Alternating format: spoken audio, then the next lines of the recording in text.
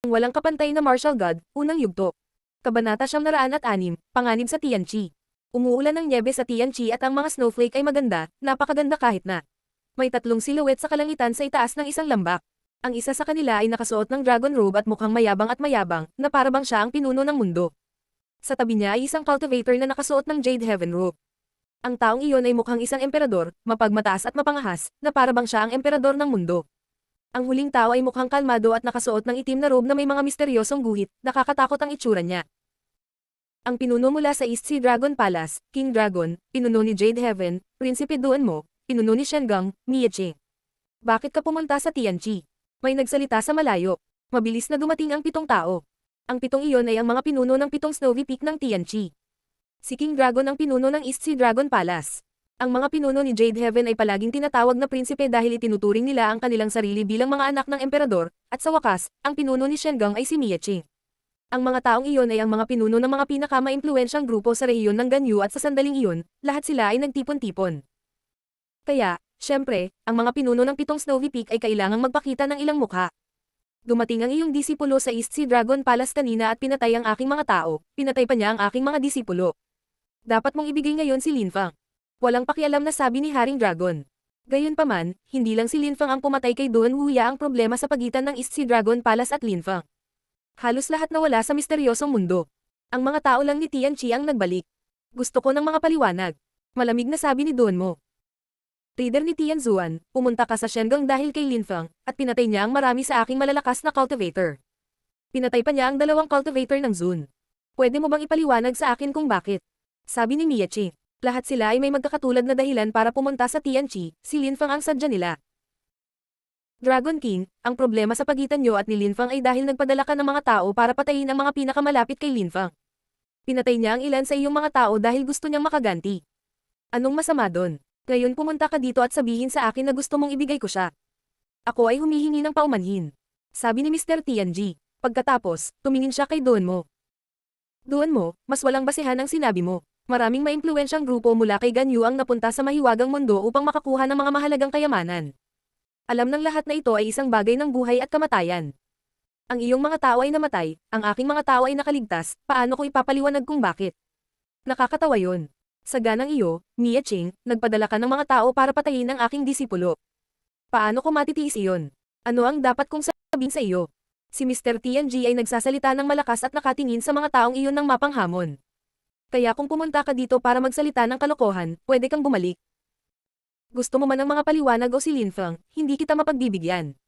Sineseryoso ng mga tao mula sa Tianqi ang kanilang sarili, ha?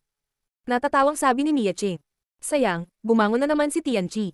Ngayon parang gusto mong bumalik sa dati mong estado, isang grupo ng mga walang gamit. Mieche, kung gusto mong makaganti, maaari kang bumalik kasama ng mga tao at subukang patayin ang mga tao ni Tianqi. Siguro, pagkatapos ng lahat ng labanan, mawawala ang lahat kay Shengang. Matalim na sabi ni Mr. Tianji. Nagbabanta si Mieche kay Tianqi, kaya kailangang maging matatag si Mr. Tianji. Napakagaling. Nakangiting sabi ni Dragon King. Sige, kaya si Tianqi ang pinakadakila at kumokontrol sa buong rehiyon ng Ganyu. Hindi bababa sa ito ay tila ganoong isinasaalang-alang kung paano nila hinahamak ang lahat. Sa ngayon, aalis muna kami. Pero, tatandaan mo Tianqi, babalik kami. Tara na, walang pakialam na sabi ni Duanmo. Kung gaano kabilis ang pagdating, lahat sila ay umalis. Pagkaalis nila, sumimangot si Mr. Tianji at sinabing, hindi tayo pwedeng umalis sandali sa Tianqi. Kailangan nating magsanay sa paglilinang at maging mas malakas pa. Sige. Sabi ng lahat na tumatango. Parang nasa panganib ang Tianqi. Sa sandaling iyon, may malamig na umuungol. Ginulo ni Lin Fang ang 3 maimpluwensyang grupo. Pinuntahan pa niya sila at pinatay. Ngayon dahil sa kanya, nasa panganib tayo. Si Mr. Zhu, ang Snowzone Cultivator, ay tumingin sa likod kay Tian Shuzi. Taga Tianqi ka ba? Mukhang galit si Tian Shuzi at itinuro ang Snowzone Cultivator. Ikaw. Tama na yan. Galit na sigaw ni Mr. Tianji, na hamarang kay Tian Shuzi. Maglakas loob ka ba na saktan ng Tianqi? Kahit na walang nangyari, dapat mong sundin ang mga patakaran ni Tianqi. Dapat mong protektahan ang iyong mga kapwa alagad. Hindi mo makakalimutan na ito ang ating relihiyon. Sa anumang kaso, hindi ko akalain na darating sila at aatake pa rin. Ngunit kahit na sinubukan nila, si Tianqi ay hindi natatakot. At higit pa rito, malamang na hindi nila ipagsapalaran ang pagsisimula ng digmaan na maaaring pumatay sa lahat. Kung mangyayari iyon, mawawala din sa kanila ang lahat. Sabi ni Mr. Tianji habang paalis. Hindi niya akalain na si Shengang, Jade Heaven at ang East Sea Dragon Palace ay maaaring magsanib-sanhi upang salakayin pa rin sila, lalo na sa ilang mga kayamanan. Pagkaraan ng isang araw, kumalat ang ilang balita sa Ganyu na ang isang cultivator ng Nine Cloud Sword Sect ay nasa labas, na iniisip ang kanilang sariling negosyo, at may isang taong nagpalamig sa kanila hanggang sa mamatay. Sinasabing ang salarin ay isang taga Tianqi. Ayon sa isa pang chismis, ang isang alagad mula sa Xiaoyao sect ay na-freeze din hanggang sa kamatayan at ang salarin, ay pinaniniwala ang isang cultivator mula sa Tianqi. Si Tianqi ang nasa gitna ng lahat ng chismis sa Ganyu. Ang isa pang chismis ay kumalat na nagsasabing ang East Sea Dragon Palace, Jade Heaven at Shengang ay nagtipon sa Asoka, isang sinaunang lungsod, upang tipunin ang lahat ng mga sekta ng Ganyu. Nais nilang magsama-sama ang lahat upang labanan ang Tianqi. Nais nilang ipaliwanag ni Tianqi kung bakit ang kanilang mga alagad lamang ang lumabas sa mahiwagang mundo at kung bakit ang iba ay nawala lahat. Kailangang bigyan sila ni Tianqi ng paliwanag. Nang marinig ng Nine Cloud Sword Sect at ng Xiaoyao Sect ang tungkol sa pagpupulong, agad silang pumunta sa Asoka para sumali. Nagalit din sila kay Tianqi dahil sa kanilang biglaang kapangyarihan. Kahit na malinaw na naunawaan ng lahat na ang kasiyahan ng lumang Tipler ay hindi namamalagi sa alak, lahat sila ay gustong kumuha ng pagkakataon at ibahagi ang mga kita. Maraming tao ang nadama na ito ay isang pagkakataon na hindi nila maaaring palampasin. Nagiging mapanganib ang sitwasyon para kay Tianqi. Maraming tao ang nagsimulang magtungo sa Tianqi. Ginagamit ni Shengang ang kasakiman ng mga tao para sa kanilang sariling kapakanan. Sa ganoong paraan, hindi na nila kailangang umasa sa sarili nilang lakas para hamanin si Tianqi. Sa sandaling iyon, sa Zuyu, isang taong mukhang may sakit na may dilaw na mukha ay nasa Yangzhou City. Malinaw na si Lin Feng iyon. Nakasakay siya sa Qiyongqi, ang kanyang sinaunang mabangis na hayop. Bukod sa mga tao sa Zuyu, kakaunti lang ang nakakaalam nito. Isang magandang snowy white animal ang nasa balikat ni Lin Feng. Paminsan-minsan, si Qiyongqi ay tumingin kay Lin Feng ng may inggit. Pumunta ka. Marahas na tinapik ni Lin Feng ang ulo ni Qiyongqi at napaungol siya. Malamig niyang sabi sa ka, binabalaan kita, kung maglakas loob kang hawakan siya, wawasakin kita. Ayoko. Isa akong dakilang emperador, wala akong pakialam kay Zhu Linglong. Galit na sigaw ni Qiyongqi. At isa pa, karga-karga kita, kaya dapat igalang mo ako. Tumingin si Lin Feng kay Qiyongqi at sinabi, naiintindihan kita ng husto. Alam mo ang maraming magagandang lugar sa kontinente.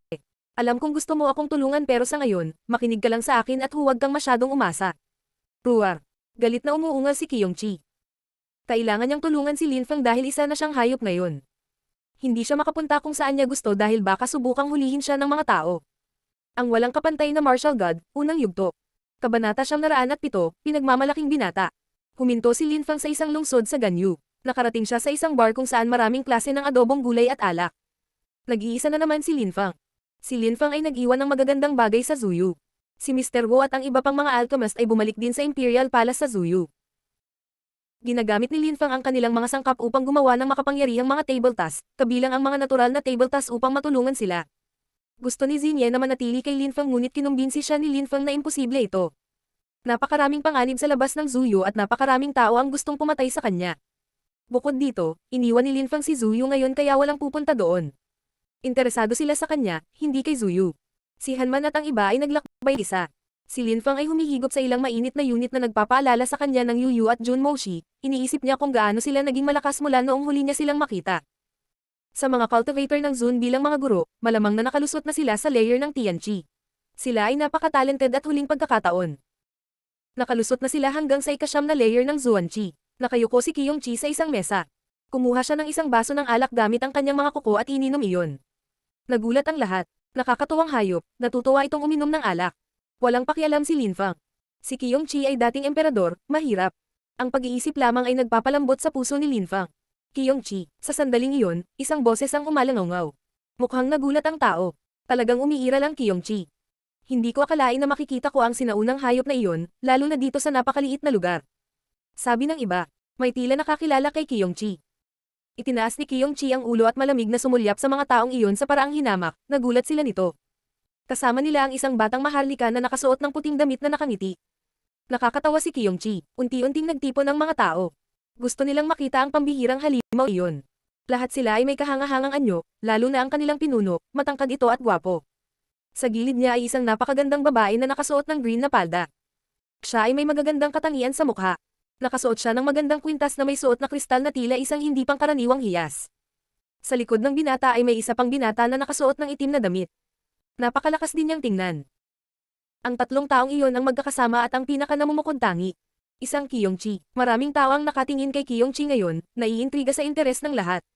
Nagtataka sila kung paano makokontrol ng isang mukhang may sakit na lalaki ang isang Kyongchi. Naglakad ang binata na may puting damit patungo kay Linfang, sumunod sa kanya ang dalaga at ang binata na nakasuot ng itim na damit.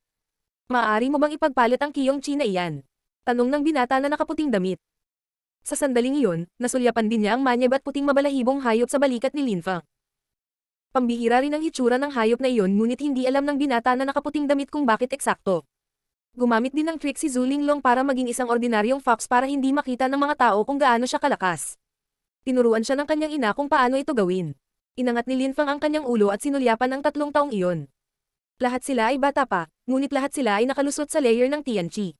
Nagulat si Linfang. Sa Ganyu, napakaraming henyo. Sa isang maliit na bayan, 3 na ang kanyang nakasalubong. Ako ay humihingi ng paumanhin. Malamang alam mo na ang Kyongchi ay isang mahalagang hayop, kaya hindi ko ito may pagpapalit. Sabi ni Linfang na may magiliw na ngiti sa kanyang mukha.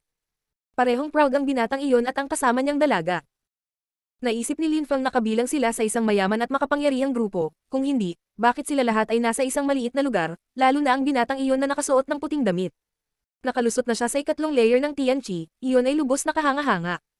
Huwag kang mag-alala, hindi kita sisirain. Kung may gusto ka, sabihin mo lang.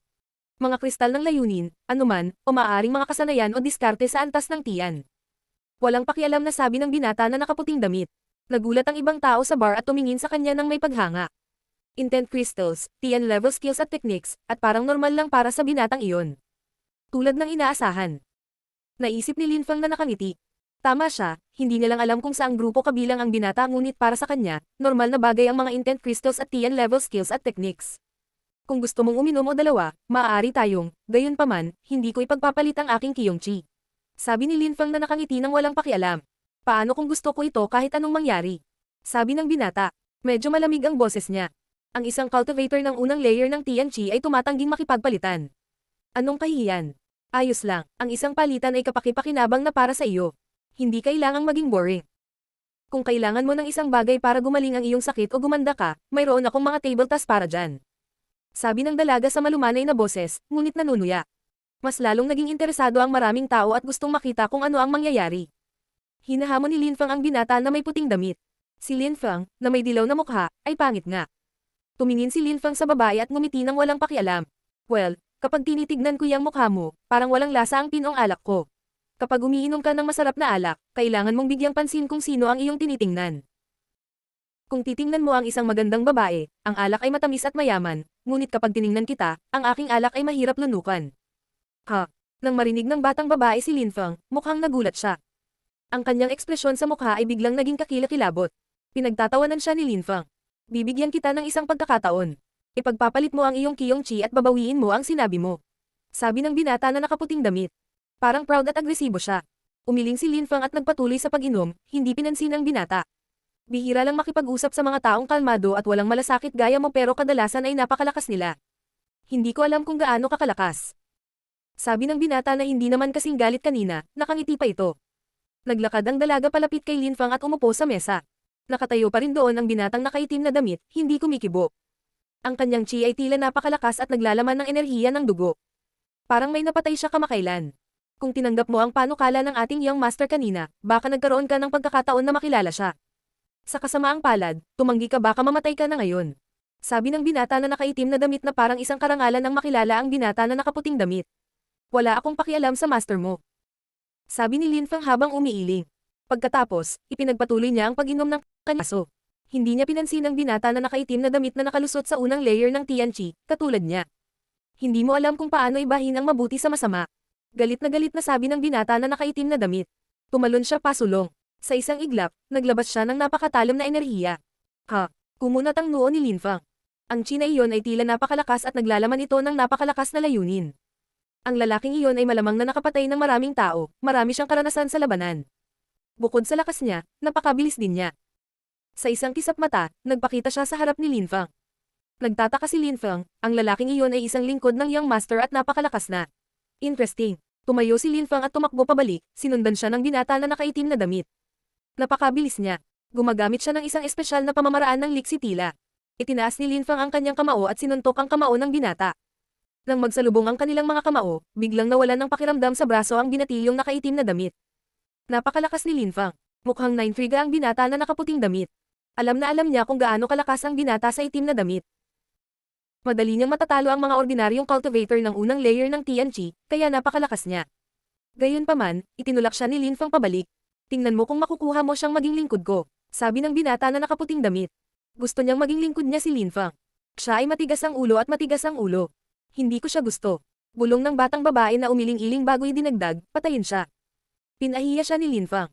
Sige, papatayin ko siya. Sabi ng binata na nakaputing damit habang nakangiti na para bang mapapasya niya ang kapalaran ni Linfang sa isang pangungusap. Ang walang kapantay na martial god, unang yugto. Kabanata 908, kakaibang kaluluwa. Sa sandaling iyon, ang binata na nakaitim na damit ay iniunat ang kanyang kamay patungo kay Linfang at isang kakaibang lakas ang bumalat kay Linfang. Si Linfang ay mukhang walang ekspresyon habang sinuntok niya ang hangin sa direksyon ng kanyang kalaban. Napakalakas niya kaya hindi siya natatakot sa maraming tao. Boom! Nagsalpukan ang kanilang mga kamao. Naramdaman ni Linfang ang isang lakas na pumupuno sa kanyang kamao na masakit. Baka mawalan siya ng braso sa pakiramdam. Kasabay nito ang pagpapakawalan ng lakas at maririnig ang mga kaluskos. Asar. Tumalon si Linfang pasulong at ang binata na nakasuot ng itim na damit ay napaungol sa sakit habang siya ay itinutulak pabalik sa isang pader sa loob ng bar. Bumagsak ang ilang bahagi ng pader habang itinulak ang lalaki papasok dito. Nakabitin ang braso niya at nabali. Malakas ka pero hindi sapat para talunin ako. Walang pakialam na sabi ng binata na nakaputing damit. Tumingon si Linfang at tumingin sa kanya. Sabi niya nang walang pakialam. Kahit na ang antas ng iyong paglilinang ay mas mataas kaysa sa akin, ikaw ay walang iba kundi isang may alam sa lahat. Kaya kung durugan ka sa isang hampas. Parehong may matatalas na salita. Saglit silang nagkatitagan bago dahan-daang tumayo ang binata na nakaputing damit at naglabas ng malakas na hangin. Nabasag pa ang lamesa sa harapan niya sa sobrang pressure. Tuturuan kita ng leksyon ngayon. Sabi ng binata na nakaputing damit habang naglalabas ng nakakabaliw na lakas. Nagpa siya si Linfang na ilabas ang kanyang fire energy. Mabilis na nakaiwas ang mga tao sa apoy at lumayo kahit gusto nilang manood. Level 5 Fire Intent. Gaano ka-talented? Nakangiting sabi ng binata. Mula sa kanyang likuran, isang nakakatakot na itim na hangin ang nagsimulang umihip na may kakaibang marka. Slash, kotsa. Lahat ng nanatili sa bar ay parang nasusuka. Umalangaw ang mga pagsabog habang nagkawatak-watak ang bar. Nakaramdam si Linfang ng isang nakakatakot na enerhiya na halos masuffocate siya. Kumbaga, napakalakas ng hangin iyon. Nawasak ang kanyang layunin sa apoy, mas malala pa, hinihigop ito ng hangin. Ito ay isang kaluluwa. Hindi handa si Linfang para doon. Anong kakaibang kaluluwa noon? Bihira na siyang makakita ng iba na may malalakas na kaluluwa. Ngunit nandyan sina Duan Wu Dao at Duan Wu Yan na may soul seal ng pinto.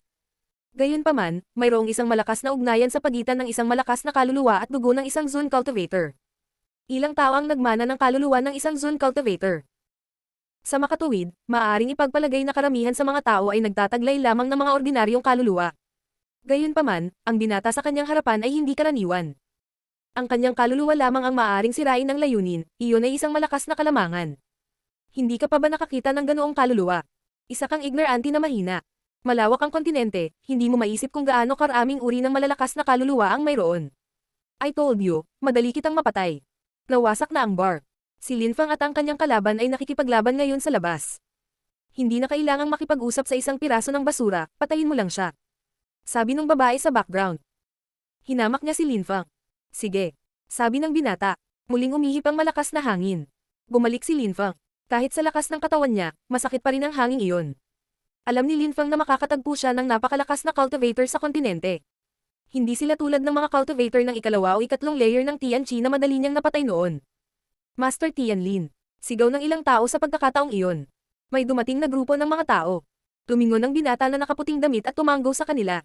Nakita ng pinuno ng grupo na nakikipaglaban ng binata at nakipagkamay, sa isang iglap, pinalibutan ng grupo ng mga tao si Linfang. Master Tianlin, bakit mo nilalabanan ang ganyang tao? Isang karangalan para sa kanila na ipaglaban ka. Magalang na sabi ng pinuno ng grupo. Sinabi sa akin ng patriarch na puntahan kita. Huwag kang magalit, please. Walang problema. Sabi ng binata na nakaputing damit. Nawala ang ipoypo sa likod niya at bumalik sa kanyang katawan.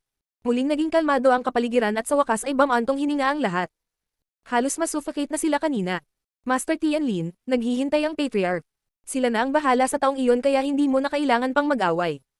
Sige. Pinahiya niya ang babaeng mahal ko kaya patayin mo siya at ibalik sa akin ang Tianqi na iyon. Sabi ng binata. Walang problema. Nakayukong sabi ng taong iyon. Tapos sabi niya sa iba. Sundin ang mga utos. Kawawang bata. Hindi niya alam na nasaktan niya ang mga makapangyarihang tao at pinalampas ang isang pagkakataon. Naiinis na sabi ng binata. Si Lin Fang ay isang insekto sa kanya. Tumalikod siya at umalis kasama ang awa. Ang mga taong iyon ay mula sa Xiaoyao sect. Ngayon lang ba nila pinag-uusapan ang patriarch ng Xiaoyao sect? Maraming tao ang nagbulungan. Sino kaya ang binatang iyon? Sino kaya ang patriarch ng Xiaoyao sect na magpadala ng mga tao para kunin siya? Gaano kaprestihiyoso? Maraming tao ang nakatingin kay Lin Fang. Siya ay baliw upang pukawin ang mga taong may ganoong kataas na katayuan. Muntik na siyang mamatay kanina pero ngayon ay napapaligiran na siya ng mga level cultivator ng Tian, kaya malamang na magtatapos din ito, malamang na mamatay siya. Tanggang lalaki. Akala ng karamihan. Marahil dumating ang binatang iyon dahil sa pagpupulong sa Ahsoka. Dapat, hindi malayo ang Ahsoka. Malamang doon siya pupunta. Narinig ni Lin Fang ang pinag-uusapan ng mga taong iyon. Hindi niya inaasahan na makakatagpo siya ng mga tao mula sa Xiaoyao sect doon, at anong meeting ang pinag-uusapan nila. Sa sandaling iyon, isang malakas na enerhiya ang pumalibot kay Lin Fang. Sinulyapan sila ni Lin Fang. Ang mga taong iyon ay hindi mahina. Mayroong kahit isang tao na nakalusot sa ika-4 na layer ng Tianqi. Biglang bumangon si Lin Fang sa hangin at sinabi kay Qiyong Chi na gawin din iyon. Sa tingin mo saan ka pupunta? Galit na sigaw ng isang tao. Nakakagulat na gustong tumakas ni Lin Fang. Imposible. Mabilis na kumilos si Lin Fang. Ang mga taong iyon ay umungol at nagsimulang sumunod kay Lin Fang gamit ang Xiaoyao agility technique. Saan naisip ni Lin Fang na pupunta siya? Sinulyapan ni Lin Fang ang mga taong iyon at nagsimulang gumamit din ng Xiaoyao agility technique. Walang imak ang mga taong iyon. Iyon ang Xiaoyao agility technique, ang agility technique ng kanilang sekta, ang Xiaoyao sect. Magagamit ni Lin Fang ang Xiaoyao agility technique, paano? Higit pa riyan, tila mas pinagkadalubhasaan ni Lin Fang ang pamamaraan kaysa sa kanila. Habulin na. Galit na sigaw ng isang tao. Lahat ng mga taong iyon ay nagsimulang habulin si Lin Fang. Kailangan nilang malaman kung saan niya natutunan ang Xiaoyao agility technique at pagkatapos ay patayin siya. Ang walang kapantay na martial god, unang yugto. Kabanata 909, Ahsoka City. Natutunan ni Lin Fang ang Xiaoyao agility technique mula sa Three Lives Demon. Kahit na ang kanyang antas ng paglilinang ay mas mababa kaysa sa kanila, siya ay mas mabilis kaysa sa kanila. Pagkaraan ng maikling panahon, dumating si Lin Fang sa isang mapanglo na lugar at bumagal. Saan ka pupunta? Galit na sigaw ng isang tao. Maraming tao ang sumusunod sa kanya ngayon. Gayunpaman, nang makalapit sila sa kanya, tumalikod si Lin Fang at lumitaw ang isang bato ng demonyong selyo. Patayin siya. Galit na sigaw ng isang tao. Inihagis ni Lin Fang ang kanyang bato ng demonyong selyo at tumakbo ng mabilis hanggat kaya niya. Ang unang dalawang tao ay nakaramdam ng pang-api, na parang hindi na sila makagalaw pa. Ang lakas ng bato ng demonyong selyo ay hindi kapanipaniwala. Baka sa mukha nila ang pag-aalala dahil alam nilang hindi na nila ito maiiwasan. Boom boom boom. Ang mga pagsabog ay tumunog habang ang lakas ni Lin Fang, kasama ng kapangyarihan ng bato ng demonyong selyo, ay pumatay sa dalawang malalakas na cultivator at agad na ginawang abo. Sinulyapan ni Lin Fang ang iba at nagpatuloy sa paggalaw. Itinatago niya ang tunay niyang pagkatao kaya hindi niya magamit ang buong lakas niya, baka makilala siya ng mga tao. Kaya naman, inaakit niya ang mga tao sa iba't ibang sulok para patayin sila. Mayroon siyang Demon Seal Stones, mag-ingat ka. Sigaw ng isang tao. Pagkatapos, ipinagpatuloy nila ang paggamit ng kanilang Xiaoyao agility technique para habulin si Lin Fang. Sa pagkakataong ito, nanatili sila sa isang grupo upang maiwasan ang pagiging pabaya tulad ng dalawa pa noong una. Naglabas si Lin Fang ng pulang espada na puno ng makapal na dugong chi.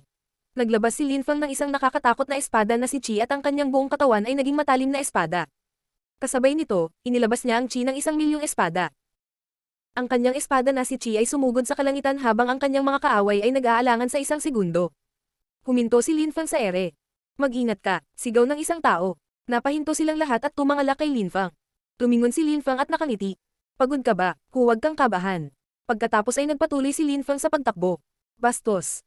Gusto mo talagang mamatay. Galit na sigaw ng isang tao. Pinaglalaroan sila ni Lin Fang. Ngunit muli, tumalikod si Lin Fang at naglabas ng walang katapusang dami ng sword chi. Bigla silang lahat ay mukhang desperado, kung maabot sila ng espada ni Lin Fang na si Chi, mamamatay sila. Boom boom boom. Mamatay. Naglabas silang lahat ng nakakatakot na lakas. Gayunpaman, si Lin Fang ay naging isang espada gamit ang kanyang human sword fusion. Kumalat sa hangin ang mga tunog ng laslas habang dalawang bangkay ang nahulog mula sa langit. Nababaliw na ang iba.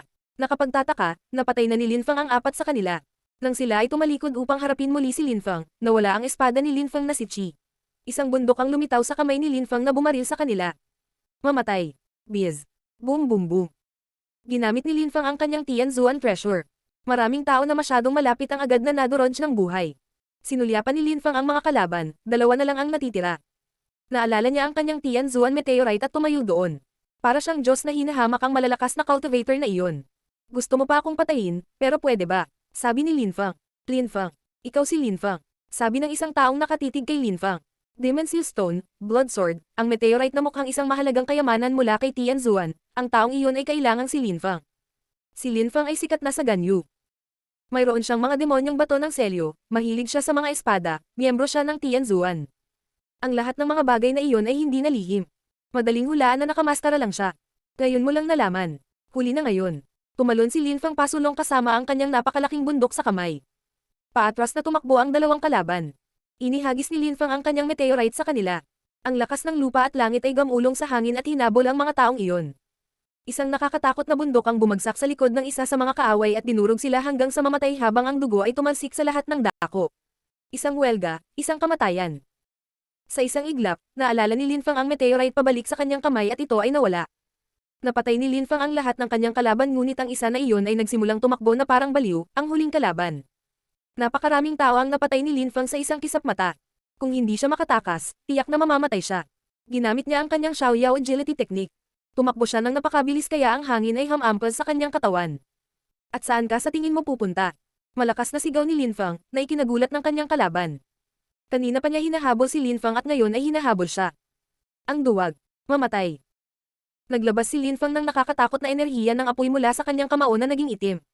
Tapos nagsalubong ang mga kamao nila. Boom. Habang nagsasalpukan ang kanilang mga kamao, ang malakas na cultivator ay nagbigay ng nakakakilabot na tili. Dinurog ni Linfang ang kanyang kamao at nagpatuloy sa pagbagsak sa kanyang dibdib. Pinatay lang ni Linfang ang huli. Si Linfang ay nakatayo pa rin sa hangin. Xiaoyao Sect, ang pulong. Nagpatuloy si Linfang sa pagtakbo. Naiintindihan niya ang nangyayari kay Ganyu. Noong siya ay nasa Zuyu, ang kanyang guro ay umalis at pumatay ng mga tao sa Shengang. Sina Shengang, Jade Heaven at ang East Sea Dragon Palace ay nagsanib sanhi at pumunta sa Tianqi. Nang hindi iyon natuloy tinawag nila ang malalaking sekta mula sa rehiyon ng Ganyu na ang tanging layunin ay sirain ang Tianqi. Hindi nagulat si Linfang na lahat ng Ganyu ay gustong sirain ang Tianqi. Hindi tumigil si Linfang. Pagkatapos niyang hulaan ang tungkol sa pagpupulong, dumiretso siya sa Ahsoka. Si Tianqi ay mabuti sa kanya. Hindi niya kayang pabayaan ang mga ito ngayon. Ang Ahsoka ay nasa gitna ng rehiyon ng Ganyu kaya ang pagsasama-sama ng lahat ng mga sekta ay pinakamaginhawa. Ang East Sea Dragon Palace, Jade Heaven, Shengang, ang Nine Cloud Sword Sect, ang Xiaoyao Sect at iba pa ay naroon na. Napakaraming Zun cultivator doon pati na rin ang hindi mabilang na bilang ng Tian level cultivator. Maraming tao ang umaalis nang may dumating na grupo ng mga tao, ang kanilang pinuno ay nakasuot ng puting damit at mukhang mayaman at gwapo. Isang magandang babae ang tumabi sa kanya. Master Tianlin. Magalang at magalang na binati siya ng mga miyembro ng Xiaoyao Sect.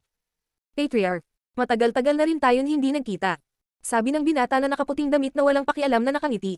Kahit nakaharap ang Patriarch ng Xiaoyao Sect, nagmamalaki pa rin siya na parang siya ang pinakamahusay sa mundo. Talaga, matagal-tagal na rin tayong hindi nagkita.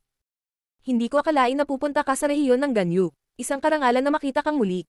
Nakangiting sabi ng Patriarch ng Xiaoyao Sect. Nagulat ang mga miyembro ng Xiaoyao Sect. Sino ang lalaking ito na iginagalang maging ng Patriarch ng Xiaoyao Sect? Ang kanyang katayuan sa lipunan ay dapat na napakataas. Patriarch, masyado kang magalang.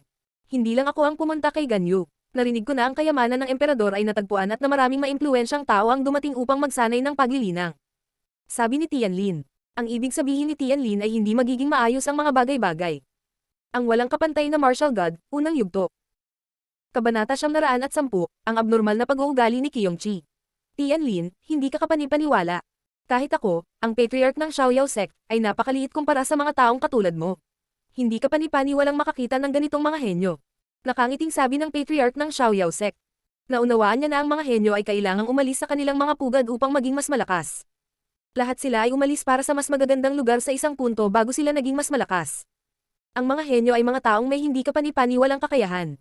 Kinailangan nilang lumaban sa mga digmaan at lumaban sa mga paghihirap upang maging mas malakas. May nangyayari sa Ganyu. Isang kayamanan ang natagpuan kaya nakaakit ito ng maraming napakalakas na cultivator. Ang mga henyong iyon ay pawang pumupunta kay Ganyu upang labanan si Linfeng. Ito ay tila ganap na normal sa halos lahat. Ang digmaan ay magiging mabangis sa pagkakataong ito. Sa sandaling iyon, nag-iwas ng tingin sa kanya ang taong pumunta para sunduin siya, na-intriga ito kay Tianlin. Kailan darating ang aking hayop? Hinatak ng taong iyon ang mahabang mukha. Malamig na sabi ng Patriarch ng Xiaoyao Sect. Magsalita ka. Prinsipe Tianlin, nang napagtanto kong hindi na sila babalik, nagpadala ako ng isang tao upang suriin kung ayos na ang lahat at nalaman nilang lahat ay namatay. Ano? Kumunat ang noo ni Tianlin. Napakaraming malalakas na cultivator ang natalo laban sa isang cultivator ng unang layer ng Tianqi. Anong nangyari? Tanong ng patriarch ng Xiaoyao sect. Isang bangkos ng basura. Prinsipe Tianlin, magpapadala ako ng personal para ibalik sa iyo ang Qiyongqi na iyon. Dapat wala na siya. Kapag nakilala ko pa siya, papatayin ko siya ng personal. Kung hindi ko na makita ulit, masasabi niyang maswerte siya. Nakakalungkot man, gusto ko talaga ang sinaunang mabangis na hayop na iyon. Inis na sabi ni Tianlin. Sa ibang lugar, sa parehong sandali, dumating si Lin Feng sa Asoka. Nasa gitnang bahagi ng Ganyu kung saan hindi naganap ang mga digmaan at kung saan nagtitipon ang malalakas na cultivator. Maraming maimpluwensyang grupo ang madalas na nagpupulong doon. Sinuri ni Lin Feng ang isang mapa. Nasasanay pa rin siya sa heograpiya nito. Narinig din niya ang ilang bagay tungkol sa pagpupulong at kamakailang balita sa bayan. Napagtanto niyang pinag-uusapan siya ng lahat. Siya ay naging sikat sa Ganyu.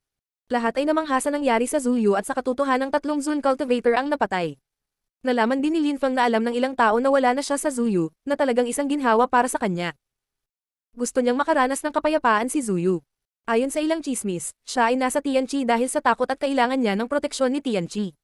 Sabi ng iba, malamang nagtatago siya sa isang lugar para magsanay ng cultivation at lalabas lang siya kapag lumakas siya, saka siya makakaganti. Napakakaunting mga tao ang nag-aakalang pumunta siya sa Asoka, iyon ay magiging masyadong mapangahas. Napakaraming makapangyarihang tao ang naroon upang magplano ng pag-atake laban sa Tianqi, kung tutuusin.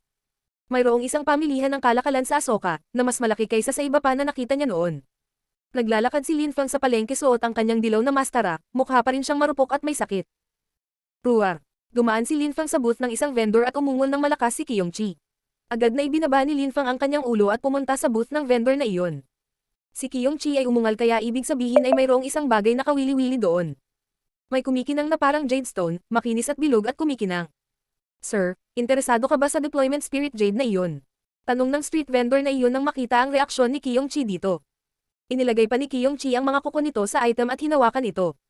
Mapalad ka na nakilala mo ang iyong hayop na isang pinakamagandang bagay. Nakangiting sabi ng may-ari. Ibinaba ni Lin Feng ang kanyang ulo at tiningnan ang item. Tanong niya, ano ang halaga nito? Ito ay isang napakamahalagang bagay. Ang deployment at silang powers nito ay hindi kapanipaniwala at gumagana sa mahabang panahon. Paliwanag ng may-ari. Pagkatapos ay nagpatuloy siya. Gusto ko ng 2 fire intent crystal para dito. Walang problema. Kinuha ni Lin Feng ang item at kumuha ng 2 fire intent crystal bilang kapalit. Nagulat ang may-ari sa kung gaano kay amen si Lin Feng. Nagpatuloy si Lin Feng sa paglalakad at nakakita ng maraming bagay ngunit walang interesante. Sinabi ni Qiyongqi kay Lin Feng na dahil naglalakbay siya kasama si Lin Feng, kailangan din niya itong protektahan. Tila ang ibig sabihin ni Qiyongqi na kailangan niya ng mga bagay mula sa palengke para gumawa ng mga mahalagang kayamanan para protektahan si Lin Feng.